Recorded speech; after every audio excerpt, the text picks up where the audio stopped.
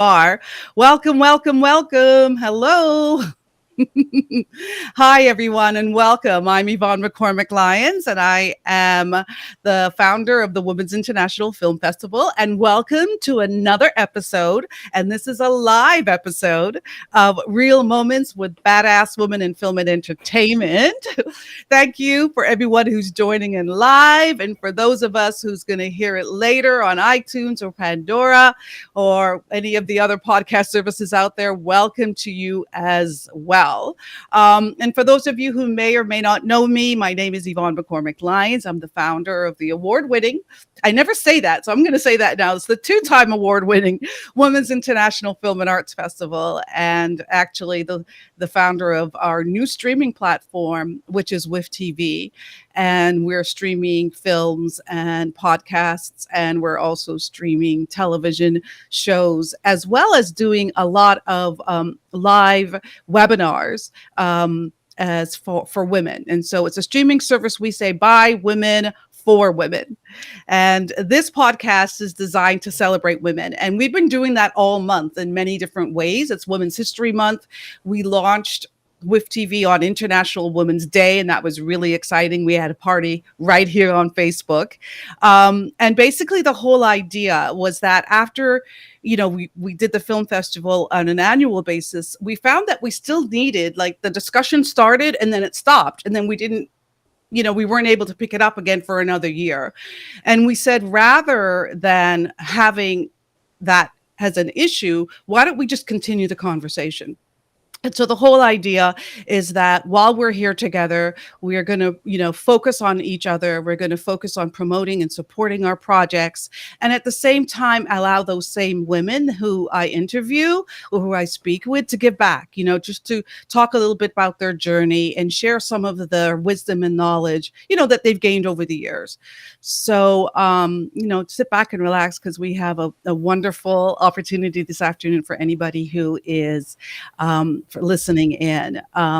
Sit back, relax, have a cup of coffee, a cup of tea, or if you're in the evening somewhere, have a glass of wine, and let me introduce you to our guest and talk about, badass women, talk about people who have amazing experience and willing to give back.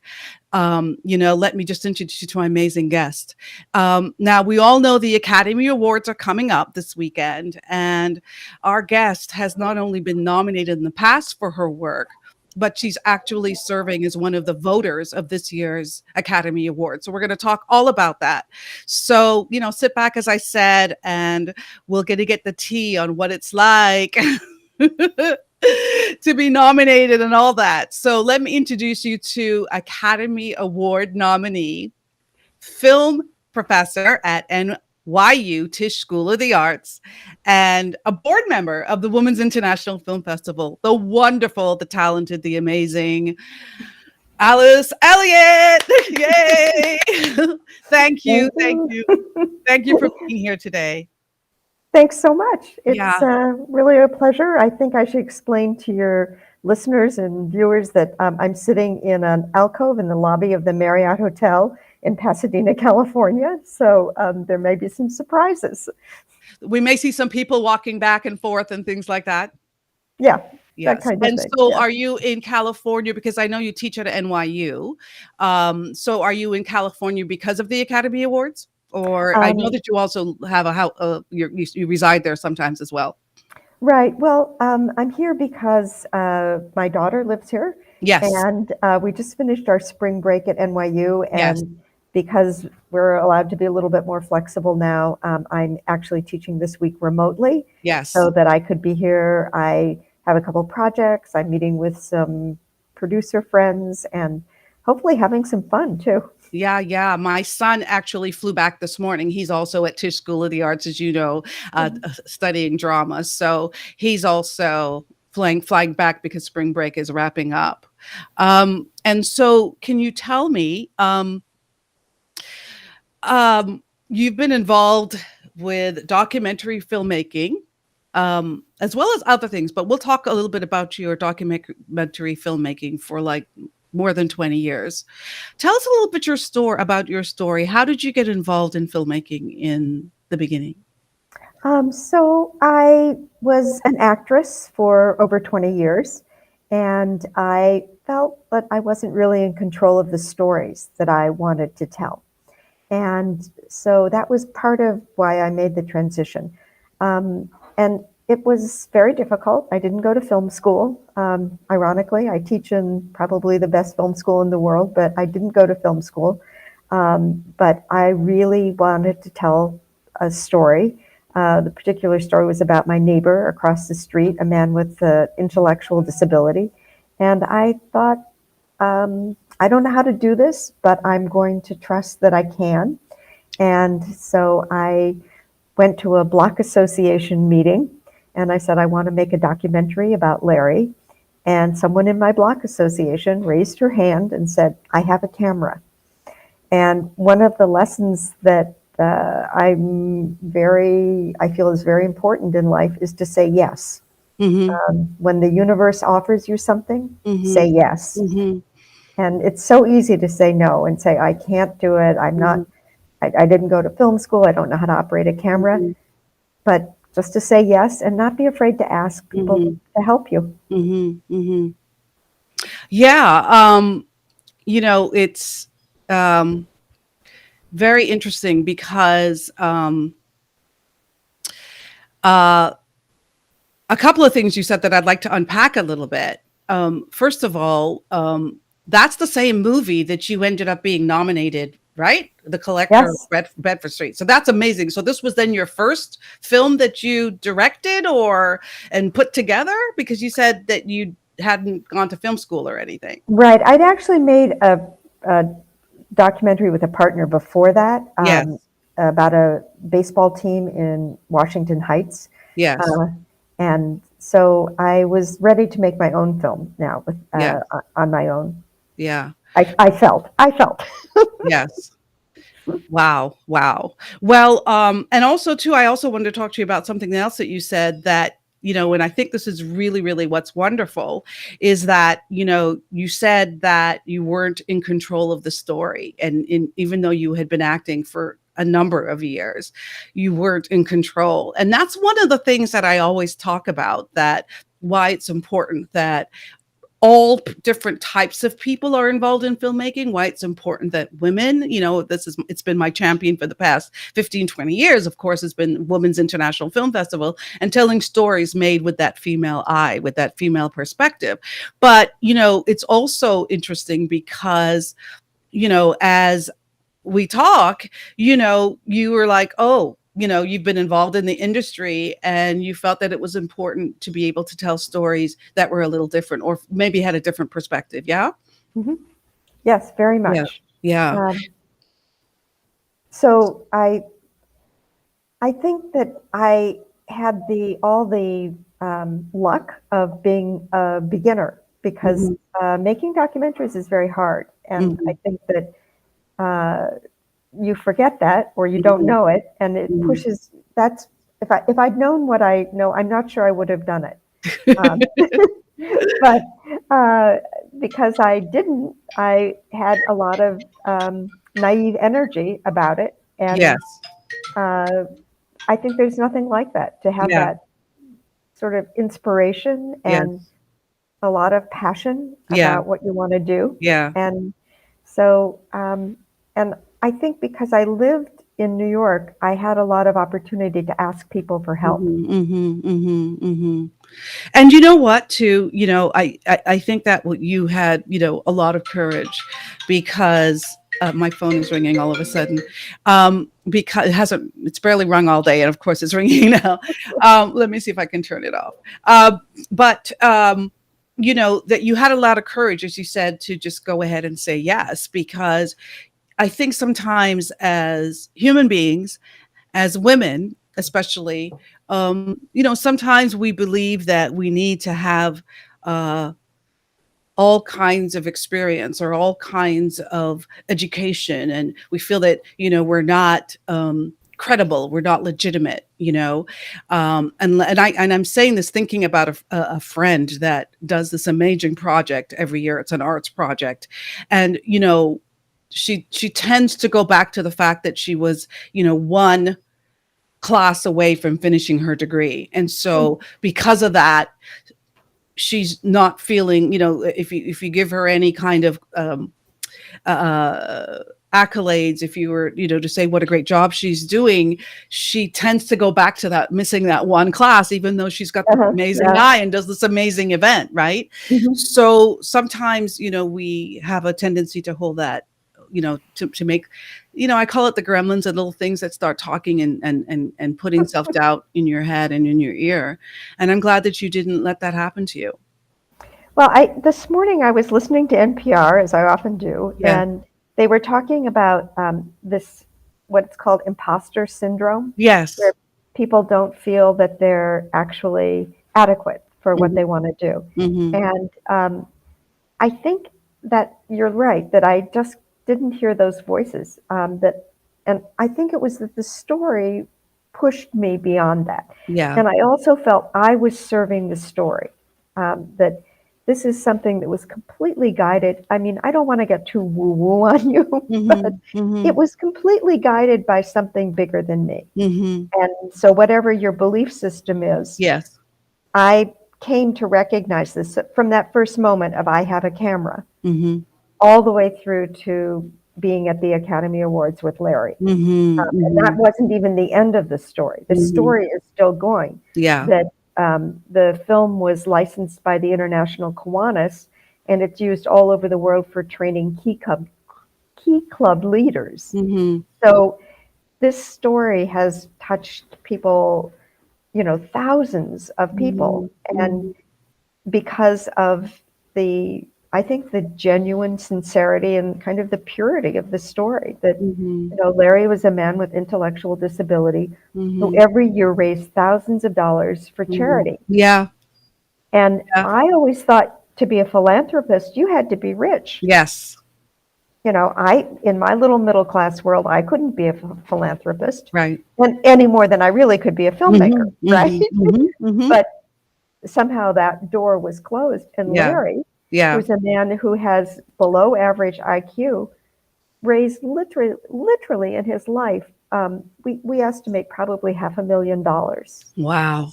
Wow. And he lived below the poverty level. Yeah. Yeah. And so when I teach fundraising to my students, I go, what's the biggest reason that people give money? You know what it is, Yvonne? What's the biggest reason people give money? I don't know what the biggest reason is. Can I take a guess? Of course. Maybe they feel something emotionally they're to the subject. That's a good answer, but it's not the reason. And actually, I see it very effectively now when we're trying to support people in Ukraine. Yes. That the reason people give money is because they're asked. Wow. And I just, was just at the grocery store, and they said, can we round, excuse me, can we round up your amount to support, I think it was, food for homeless or something. Yeah. And I said, well, you look at, it's 26 cents, sure. But I wouldn't have done that if I weren't asked. I wouldn't have set aside 26 cents. Right. Exactly. And and that's wonderful that you say that, because it's as you're saying this, you're reminding me as well, because you're reminding me as well, because I oftentimes forget to ask, when we did our opening for WIFF-TV, and I was asking people to subscribe, it was probably the most that I've done that in terms of just asking. And maybe sometimes I think people already know, or maybe there's a little apprehension for whatever reason that, I don't want to ask. I don't want to, make them feel uncomfortable, or, but how are people going to really know, right? They can't read your minds. And you're right. You're at the store and you're buying groceries and we're going about our day, but we're not thinking about, oh yeah, this is just, this 26 cents or 13 cents is going to make a difference. You're not thinking, oh, let me put some money aside. So that's amazing. That's wonderful.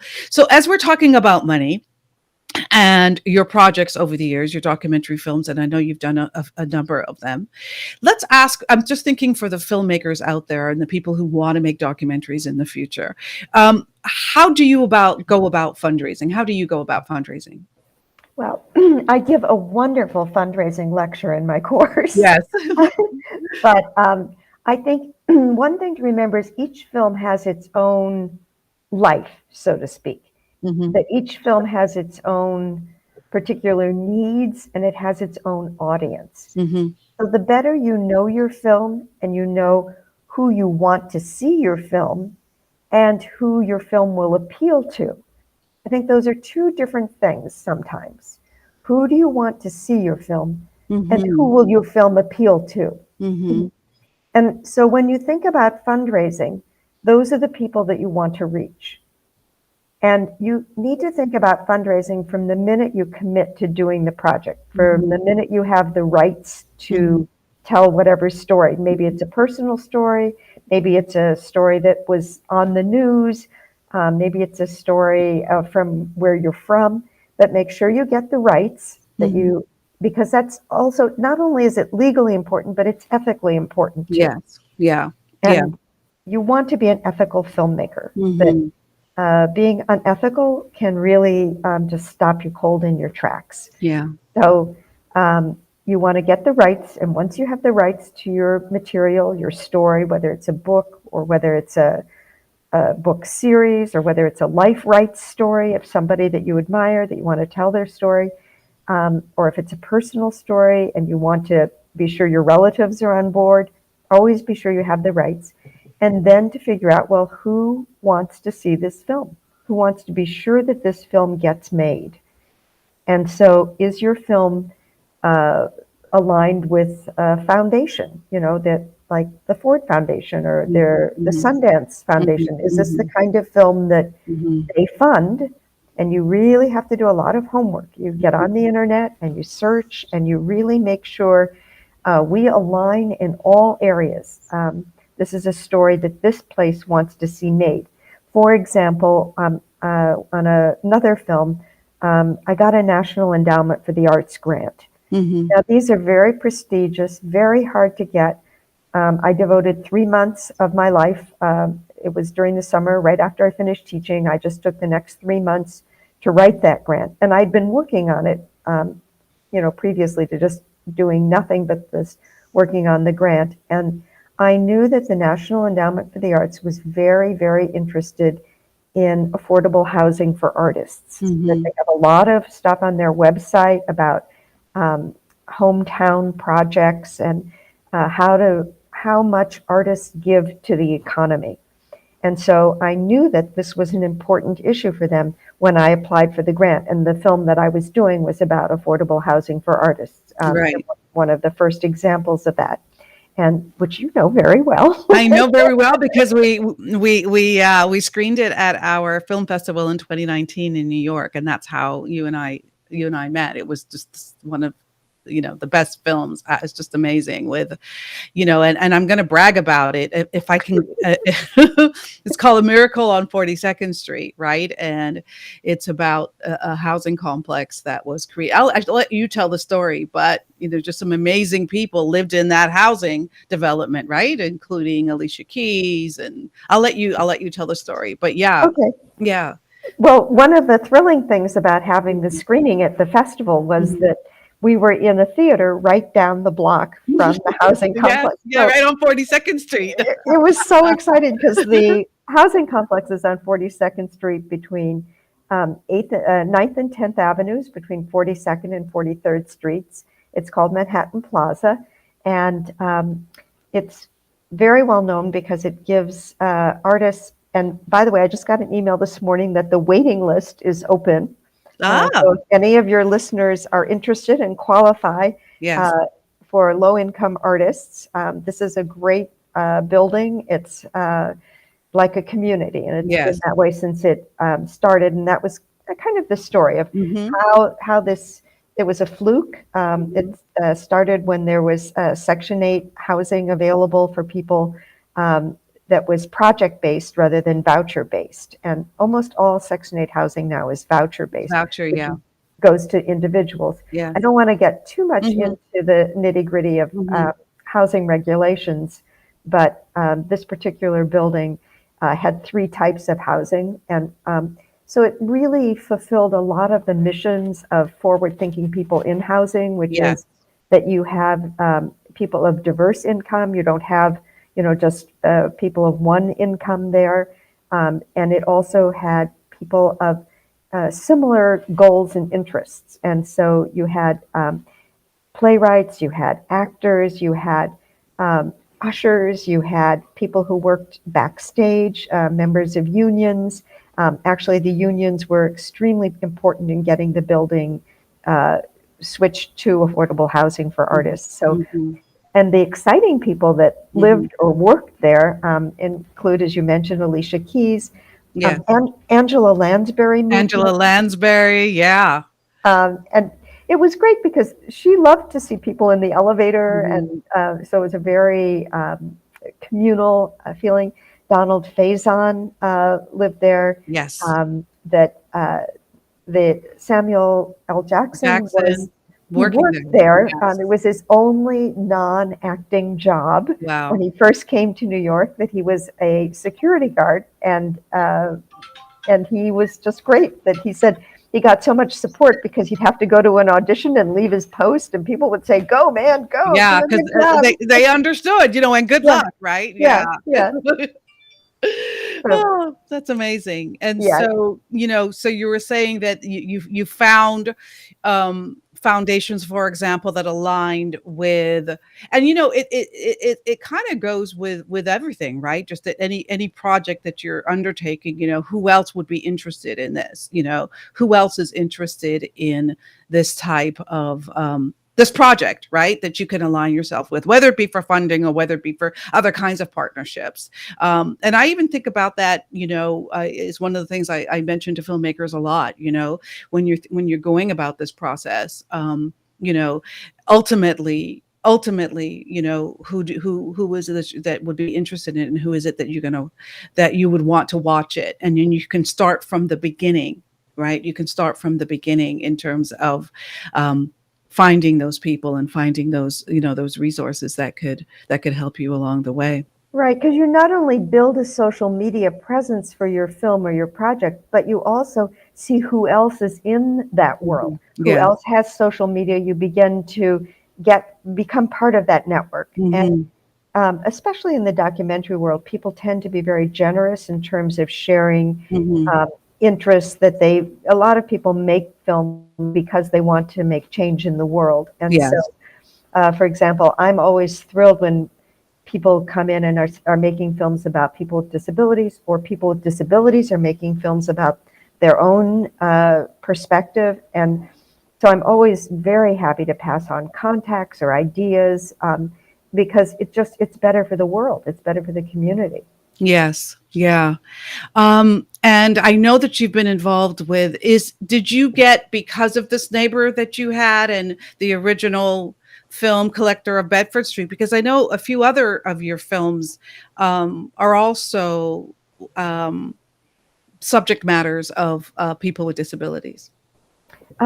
Yes, I was very drawn into this world, and realized that there was a chance to really give people a voice who hadn't had a voice and hadn't been recognized for the depth of their world, all of the activities and capabilities. And so the second film I made was sorry, Body and Soul, Diana and Kathy. And they were 2 women in Illinois who had a relationship that spanned almost 40 years of supporting each other. Diana has mild cognitive disability. She has a form of Down syndrome. And Kathy had extreme cerebral palsy. She basically couldn't do anything for herself, but she did have a word board and a computer where she could spell out words. And she had a master's degree in social work. And so these 2 women did a lot of advocacy for people with disabilities. Yeah. And I followed them on a trip to Washington, Mm-hmm. where they advocated. They went to actually then Senator Obama's office. He was there from Illinois. He was Mm-hmm. their senator from Illinois. And so I got to see not only how active and important lobbying is for people with disabilities, I Mm-hmm. also, it was the first time I'd ever gone to Washington to lobby and Mm-hmm. to understand my rights as a Mm-hmm. citizen and how important that is. Yes. So I, You just it was, kind of continued. Yeah. yeah, Yeah. I found I learned so much from the people that I uh, had in films. Mm-hmm. That Larry, I learned a lot about fundraising Yeah. and persistence, Yeah. and from Diana and Kathy about my rights as a citizen and Yeah. how important it is to speak up and Yeah. speak out. Isn't that interesting, right? Like sometimes we're doing something for someone else, or and even not necessarily for someone else, but we're doing something about something else, and then in the process we'll end up learning so much. Yeah. Um, so tell me about then when you first learned that uh, the collector of Bedford Street was nominated for an Academy Award. Where were you? What were you doing? What were you thinking? What thoughts came to your head? I mean, I'm excited just thinking about it. So tell me what happened. Well, I think that what's interesting, it's a very long process. Mm-hmm. And so you, first of all, you qualify and you have to fill out a detailed application. And then there's the first round, which is called the shortlist. Mm-hmm. And so there are usually 15 or 20 films on the shortlist.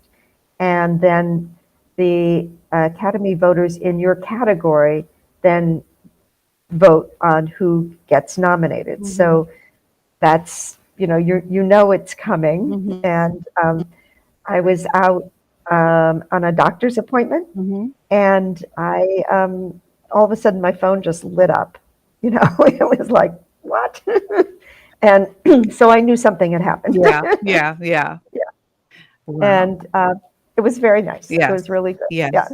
it's very exciting. Yeah. Yeah. And so how that's what usually about 6 weeks maybe before the awards, about 2 months maybe.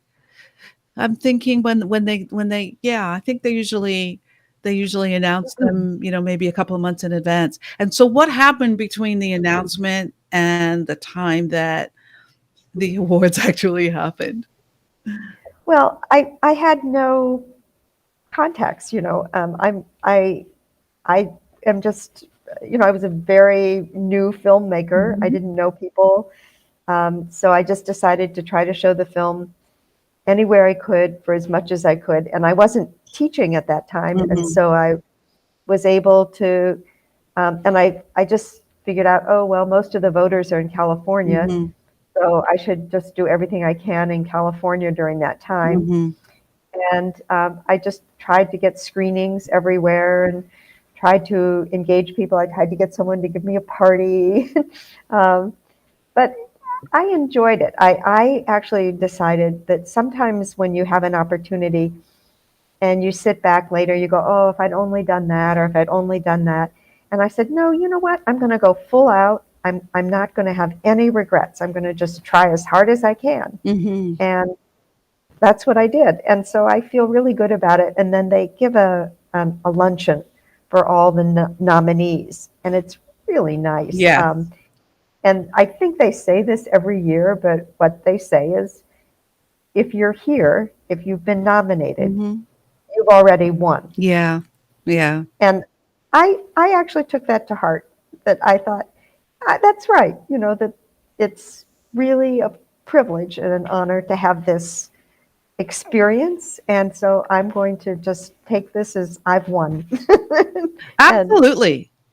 yeah, Absolutely. I mean, when you think of all of the submissions and everybody that's doing projects and to even be shortlisted, right? I mean, that's amazing. It's amazing. And it is, you're a winner already. You're a winner already, whether your name is mentioned at that exact moment or not.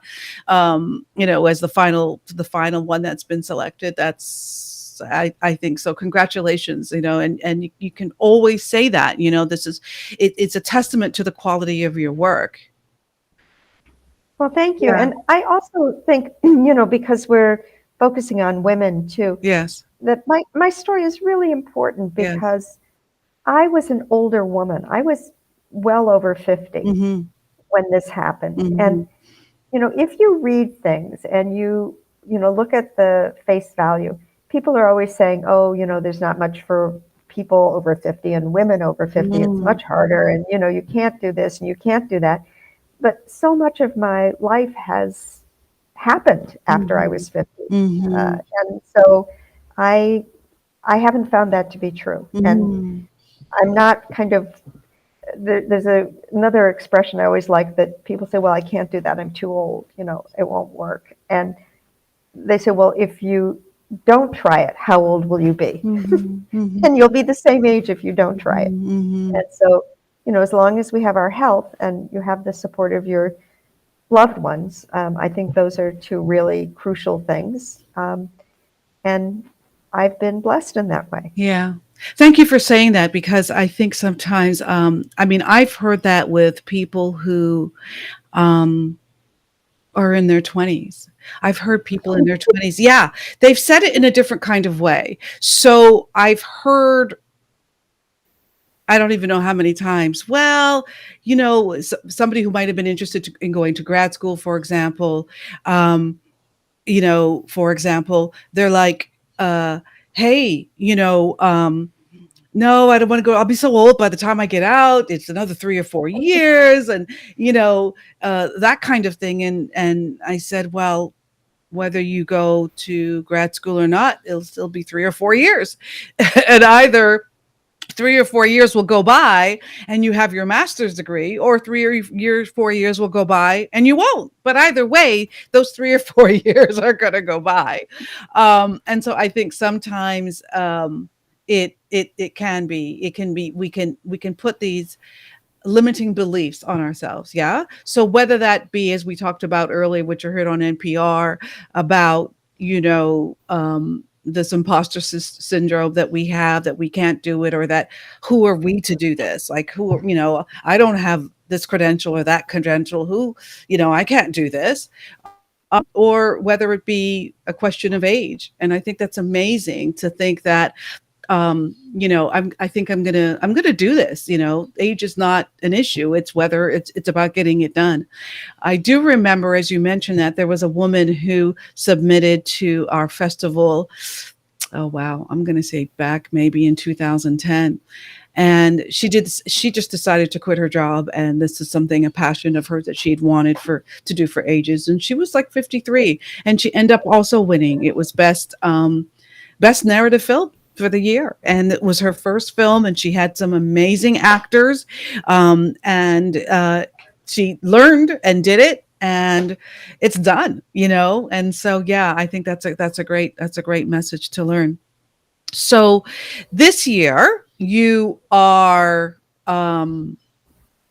now on the other side, so you're part of the academy, and you are part of the voting academy members. So tell me what that's like for you, and what that's been like for you, and what you look for. Are you doing, so you're doing both, is it both documentary films as well as narrative films, or is it best picture? Is it specific categories that you are a voting member for, or is it for all of them? Well, again, it's a process that you start off being able to vote for just your area Okay. when we're selecting the shortlist. Yes. And it's, for me, it was like, pig heaven, because I could Yes. just watch a documentary every night. I even planned it out. I made a schedule, Mm-hmm. and because I wanted to watch all of the films, and Mm-hmm. because for the first round, to be qualified, you have to watch all of the films Yes. in order to vote. And Mm-hmm. so, and nothing could be better for me than having to watch a lot of documentaries. Yeah. Nice. Nice. Yes. Um, and then for the final round, Mm-hmm. then you are you can vote for the Best Picture category, uh, uh, and you vote for the Best Actor, all of these, which they have a streaming site that you sign into through a password, and you watch all the films. In any category that you don't feel qualified to judge, then you can just abstain from, which I think is really, really fair. And they have but you can watch like all the, short animated shorts and all the fiction short films, the documentary short films, and you vote for the actor categories. And then there's a whole interesting thing that I discovered that some people just post their films on this site because they want you to see the film, and their film isn't being nominated, but it's there for you to look at. And I thought that was great, that they're, you feel a part of a community that loves films, and that kind of generosity and kind of curiosity is really, it's fun to be part of. I have to say, it's fun. I'm loving it. Yeah, great. I think I would too. And somebody responded, "Hello, Yvonne, McCormack, Lyons. Blessings to you. Thank you. I don't know who that was, but thank you, because unfortunately, maybe if it's in the group, I know with some of the Facebook groups, they won't allow the person's name to come on. But thank you for giving me blessings. I think I would be very, very excited to be part of that. And is there something that you look for as a filmmaker and a film lover in terms of, as you go through this process of selecting in the various categories? Well, the area that I'm most confident in is looking at the documentaries, and actually especially the short documentaries, because I know that the obstacles in funding, and I know that, but I also feel it's one of the areas where the director's vision is the truest. Yes. And so I feel that the director really has responsibility for what I see there. Yeah. And so I find a lot of pleasure in watching those particular areas. And a lot of the short docs are made in order to further a cause or bring attention to a cause. And so, for example, there's one on a deaf athlete. There's one about homelessness and follows 3 homeless people.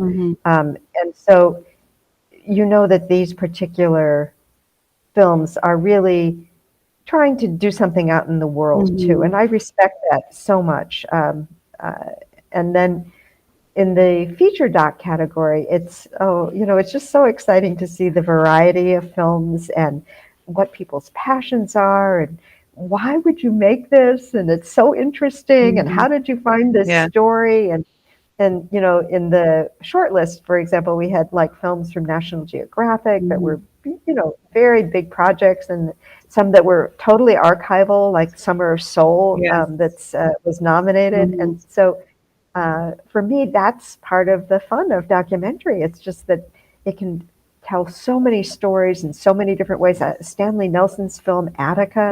I remember living through Attica, reading the New York Times headlines every day, and suddenly to have Stanley take this and make sense of that time for me. And tell parts that I didn't even know about. It's just such a rich experience for that. I remember, and the same kind of feeling that you have in terms of selecting and being on the committee and looking at all this amazing work. That's what happens to me every year when we do our film festival and the submissions come in.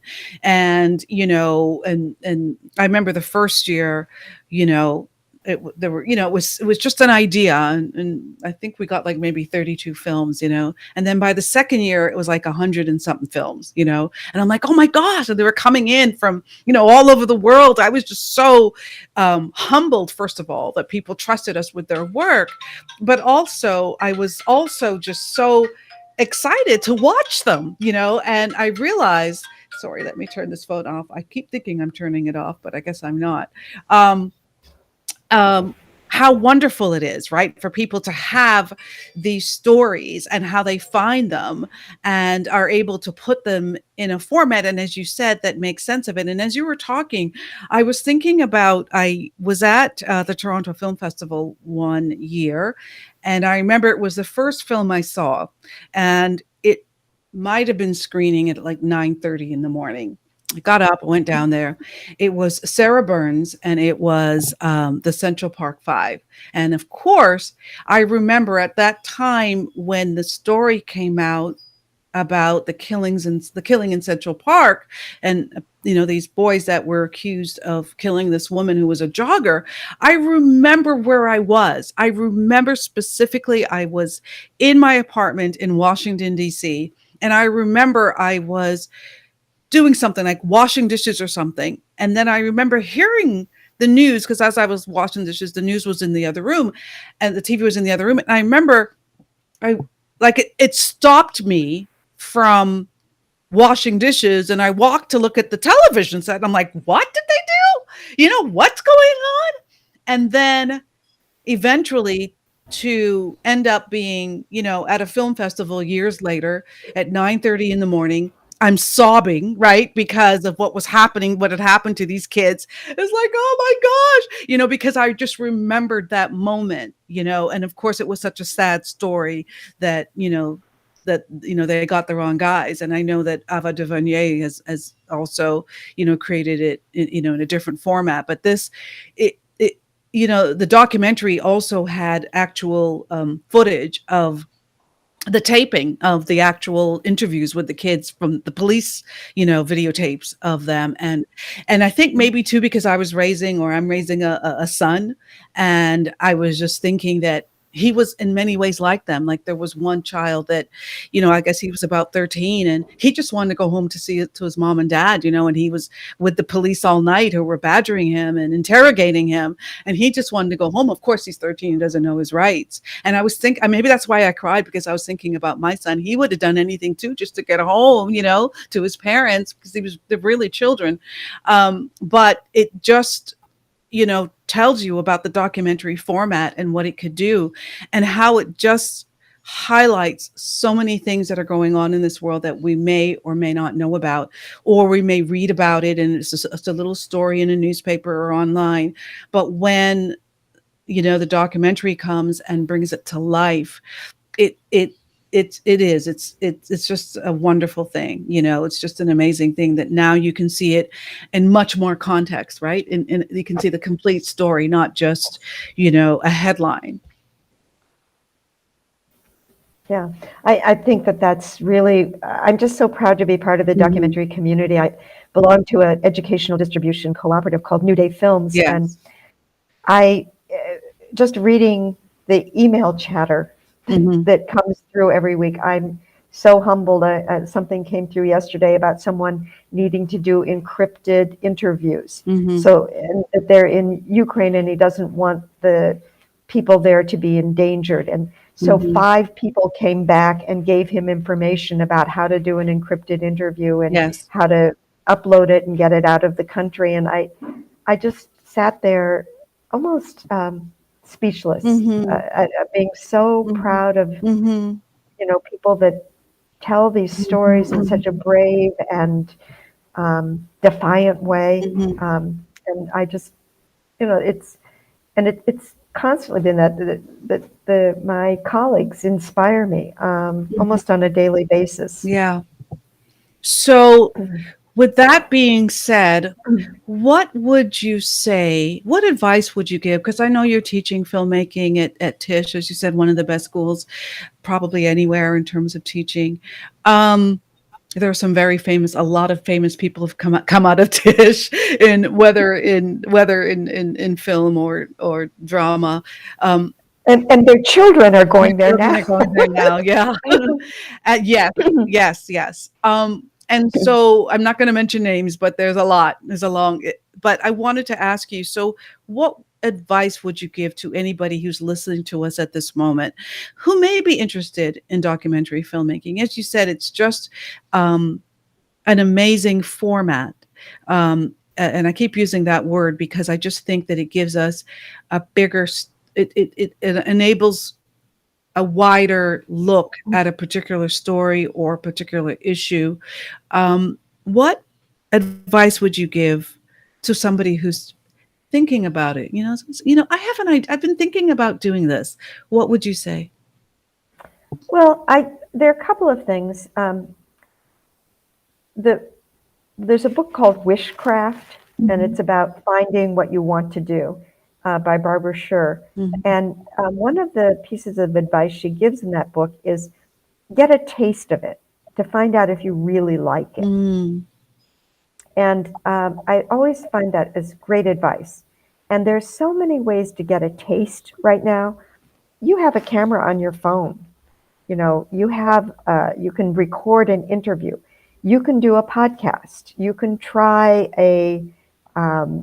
you can try something and, set a limit. Say, I'm going to do a 5-minute documentary on this subject and see if I like it, to see how it feels. What does it feel like to? And then I'm going to learn something about lighting. I'm going to learn something about, audio. I'm going to learn something. And then I'm going to know what kind of questions I want to ask. And in most cities and online now, there are a lot of seminars or webinars that you can take. Sundance has an amazing group that you can join on a monthly basis. And they give webinars, they give seminars. The LinkedIn Learning now has lots of courses. Yeah. And so, I'm a film teacher, yes, at a film school, but I'm saying you don't have to go to film school. That there's so much knowledge available right now. Yeah, there is. If you have a good story, and that's really, you need to find out if it's a good story. Does it hold people's interest?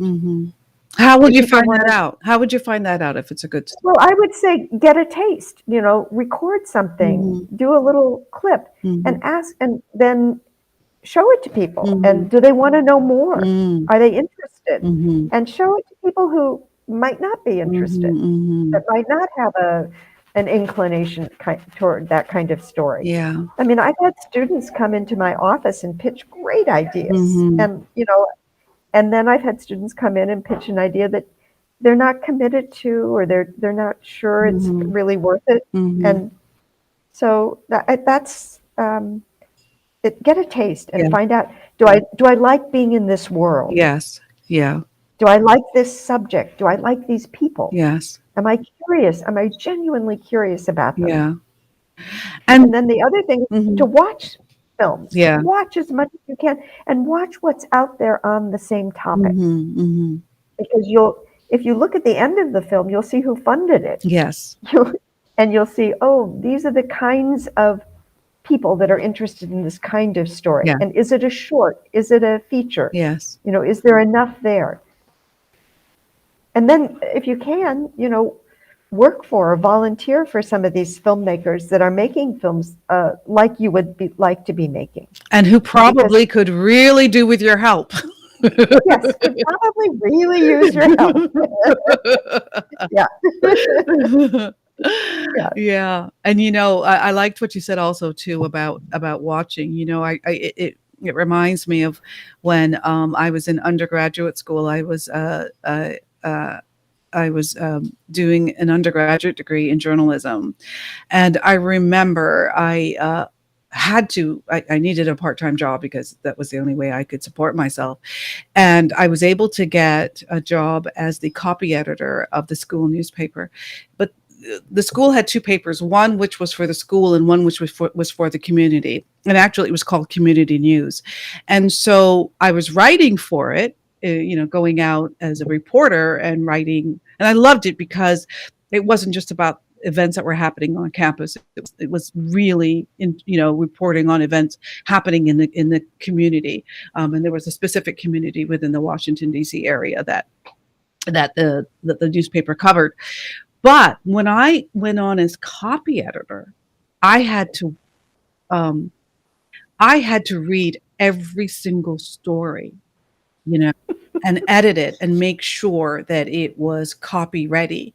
And because it wasn't just me reading, writing my stories, I had to read every other story, it made me a better writer because I saw what they did really poorly and I saw what they did the opposite extreme did really well. And because I was constantly every week every week looking at all the stories, that I was the last person to see it before it went, before it went to print at that time. It was such an education for me, perhaps even more than it would have been, for me just to read a newspaper. And this time I had to analyze the story and make sure, is this making sense? This doesn't make, and I was able to see. So I think just kind of watching and observing, and whether you volunteer or actually, as you said, try it on your own. And, we have, in the past, there have been so many barriers, right, that we couldn't do it. But now, as you said, we all have even, a cell phone that we can use to begin the process. Yeah. And cell phones are at 1080p now. So they're definitely. Yeah. They're better than a lot of cameras. Absolutely. Yeah, it's a democratization of story and information. Yes. And this happened just as I was starting my career. The very first mini DV camera came out that a woman could hold and carry.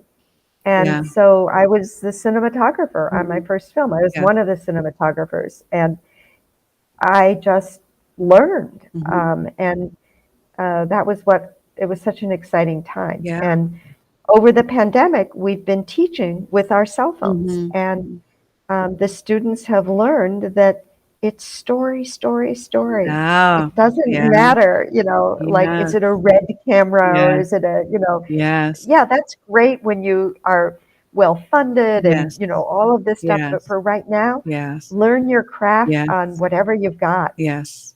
And and tell a good story. So learn about storytelling or how to be a great storyteller. Because that's what it's all about, ultimately, whether it's done in the documentary format or whether it's done in the dramatic format. It's really about great storytelling. And that's why there's a lot of crossover in the Academy. Why I can vote for that, because it has to do with, I know good cinematography, whether it's in a doc or whether it's in a very high budget feature film. Right. Right. And does it tell a visual story? Yes. And I know that you've done camera work, as that's what your daughter does, right? She's a cinematographer for one of the television shows that's on right now. Yeah. I'll plug it. She's on All Rise, and they'll start in June, and it's on Oprah. It's on Oprah the Oprah Network. Okay, good. So we'll have to have her on soon as the series begins to come back. Yeah, she would love that. I'm sure they would too. We connected already, so we're going to make that happen, and it would be great, for the show. And I'm happy that it's come back. It's coming back for another season, And I wanted, really. I was going to ask you some more questions about funding and all of that, but we're close to an hour already, and I know you just have a plethora of information, and then you were an actor for a while, and I wanted to talk to you about that and what that career was like for you, and what advice you could give to young people who may be interested in acting. But we're close to an hour, and I think I'm going to just have to ask you to come back. Okay. And I'll give a little plug for your son, because I got an email from your son this morning. Oh, you did? He's in something at Tisch, and it was very nice to hear from him. So he's in a play. He's got the lead in a play that's going to happen at Tisch and next weekend. So I'm heading up to New York. So I'm not sure if you'll be there, but unfortunately I won't. I wrote him a little sad note. I'm sorry. So he's doing really well. And for everybody, I don't even mention, you talk about people not asking. I don't mention about my son. He's at the Lee Strasberg School of Acting School at Tisch at NYU. Such an amazing school where people like Alec Baldwin and Marilyn Monroe, like everybody, has been and has learned about the craft of acting. And he's there and getting ready to graduate. So I'm a proud mama. It's the years have gone by very quickly, and he's auditioned on it for a few short films as well as plays, and over the past couple of years he's gotten the lead in like 3 or 4 of them, so he's doing really well, and I'm really excited for his future, and we'll just have to have you back to talk more. But I want to thank you once again for joining us, Professor Alice Elliott, Academy Award nominated filmmaker, a teacher extraordinaire at NYU, and actor and cinematographer, badass woman. Thank you so much for being with us. And I want to thank everybody who's listening for participating. Millie and Adil had sent thank yous and thumbs up and hearts. Thank you for participating and being part of this. All the people who are listening, whether they're listening live or listening in the future, really, as I mentioned, it's about supporting women and women giving back to the community. We're hoping as much as we can that we can get Miracle on 42nd Street on WIFF-TV.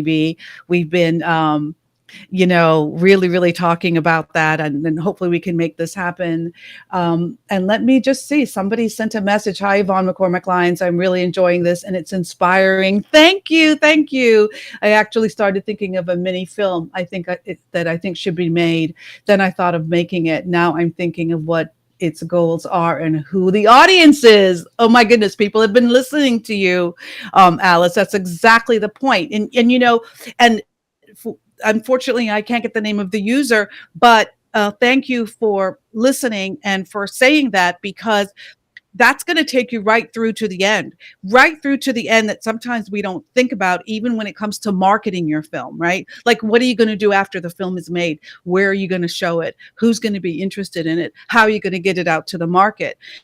And if you have these ideas in mind of who is going to be interested in it and who's going to want to see it, then it's going to take you from the beginning, from the fundraising right through to distribution.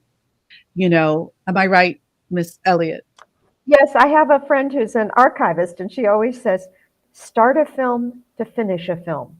Yes. Meaning, take care of all of the business, think about where it's going. Yes. A lot of people don't even create agreements right at the beginning, like,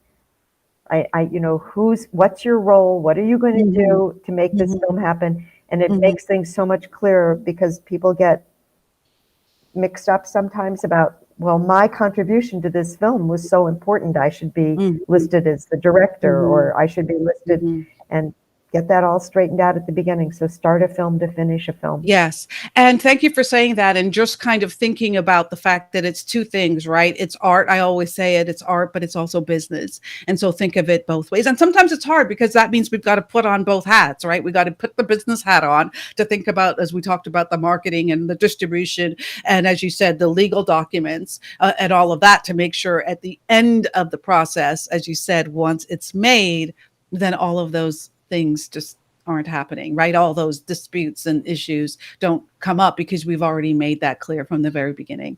So thank you again. And I just want to encourage everybody, this is Women's History Month. We just launched WIFF-TV. Just go to WIFF-TV.com and sign up. We're having a special for Women's History Month at $7.99 a month. I know you can afford it.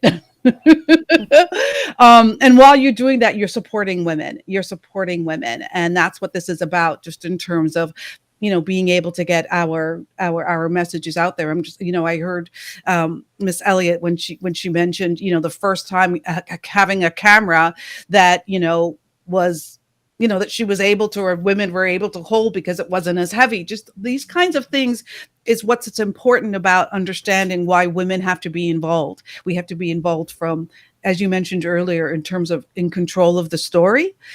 So it represents then how we, or how the story is told, how we are presented.